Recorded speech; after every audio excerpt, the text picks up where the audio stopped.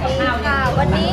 เรามาอยู่ที่ร้านลาบโต๊ะแดงนะคะแอนมากับนุ่นค่ะ สวัสดีค่ะข้าวหน้าเนื้อไข่ดองค่ะ อันนี้เมนูหมูแดดเดียวค่ะ